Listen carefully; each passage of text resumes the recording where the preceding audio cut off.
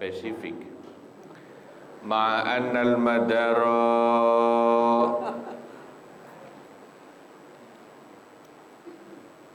sedangkan bidang permasalahannya itu al-ilmu bisabki zawjiyati au bi'adamihi. Yang jadi masalah itu sebetulnya adalah telah diketahui atau tidak diketahui tentang adanya pernikahan sebelumnya. Hatta ya'mala bil asli fi kullin minhuma, sehingga qadhi atau hakim memutuskan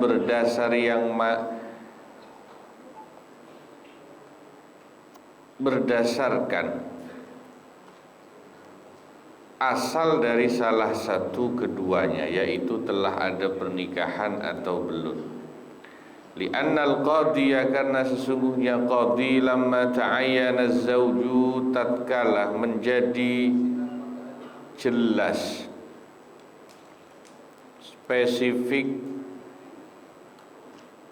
si suami itu, indahu, menurut si qadhi, bismihi, baik jelasnya itu melalui namanya si suami, au syakhsihi, atau pribadi si suami itu, ta'akkada lahul ihtiyatu, maka menjadi kuat bagi qadhi al-ihtiyatu, kewajiban untuk berhati-hati, wal amalu, dan memutuskan bi asli baqa'iz zawjiyati, dengan dasar masih tetapnya adanya hubungan pernikahan. Fashturita thubutu, maka disyaratkan as-thubutu, adanya ketetapan surat cerai untuk menikahkan wanita yang mengaku telah janda itu. Wali annaha, dan karena sesungguhnya si perempuan itu, lama zakarat muayyanan, manakala telah menyebut mantan suami itu muayyanan secara spesifik, bismil alami, yang betul alami itu Pak, situ ilmiah ya, kitab asli yang betul bismil alami, bukan ilmi. Alami itu isim alam maksudnya dalam ilmu nahwu, dengan nama. Isim alam, bismil alami, isim alam, nama ya, nama orang ya, dengan namanya ya. Zaid, Umar ya, Slamet, siapa kalau perempuan ya, Hindun atau siapa, itu namanya isim alam dalam ilmu nahwu ya. Yang betul bismil alami, dengan nama sang suami. Ka'annaha, maka seakan-akan si perempuan itu idda'at alaihi, telah mendakwa bahwa suami telah mentalaknya. Bal sarrahu, bahkan para ulama menjelaskan, bi annaha, bahwa sungguhnya si wanita itu dakwan alaihi, berarti mendakwa si suami telah menceraikannya. Fala budda min itsbati dzalika, maka wajib adanya ketetapan surat cerai atas perceraian itu. Bi khilafi ma idza arafa mutlaqaz zawjiyati, lain halnya jika qadhi atau hakim mengetahui bahwa pernikahan si perempuan itu ada tapi hanya secara mutlak, min ghairi ta'yinin bima dzukira, tanpa mengetahui secara spesifik atas apa yang telah disebutkan. Tidak tahu spesifik itu, nggak tahu siapa suaminya, ya cuman sekedar tahu oh dia sudah menikah tadinya, tapi tidak tahu suaminya namanya siapa atau orangnya itu yang mana. Faktafa, maka cukuplah bagi qadi bi ikhbariha bil khuluwi 'anil mawani'i, dengan informasi atau pemberitahuan dari si wanita itu akan tidak adanya penghalang-penghalang untuk menikah. Nah, beda kalau si perempuan itu tidak diketahui oleh si hakim suaminya secara spesifik nama dan orangnya, maka cukup perempuan itu di sini ya, di kitab ini ya, hanya memberitahu atau informasi bahwa dia sudah cerai dan sudah selesai iddahnya. Enggak perlu minta surat cerai maksudnya gitu. Liqaulil ashab, sebagaimana berdasarkan al-ashab, para pengikut Imam Syafi'i, yang kemudian menjadi kaidah dalam ilmu fikih. Kaidahnya berbunyi, innal ibrata fil uqud biqauli arbabiha. Innal ibrah fil uqud, sesungguhnya ukuran yang dinilai dalam berbagai macam akad itu cukup biqauli arbabiha, mengikuti ucapan para pelaku atau orang yang mengadakan akad itu. Nikah itu kan akad ya, disebutnya akad nih, nikah. Jadi sebetulnya ya, kaidah dasar dari satu bentuk akad itu sesuai atau berdasar ucapan para pelaku akad itu. Contoh akad jual beli, maka yang diukur dinilai ya adalah ucapan para pelaku akad jual beli itu. Ya, yang beli bilangnya gimana, yang jual bilangnya gimana, itu ukurannya. Nah, karena pernikahan sama seperti itu, yang diikuti ya ucapan pelaku akad nih, nikah suami dan istri. Jadi ini melanjutkan yang kemarin sebetulnya.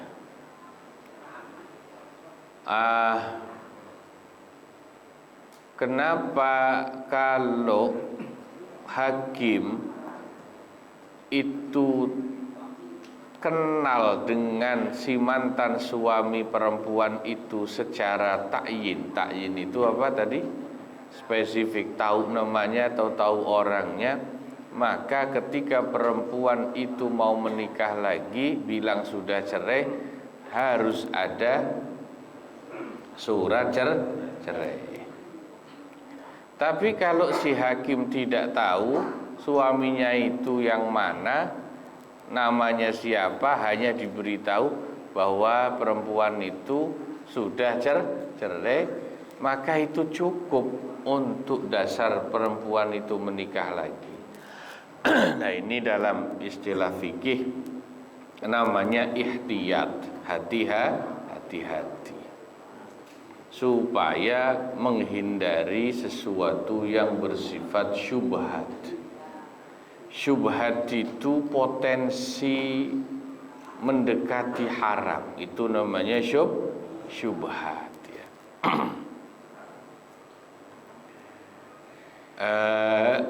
Itu seperti begini.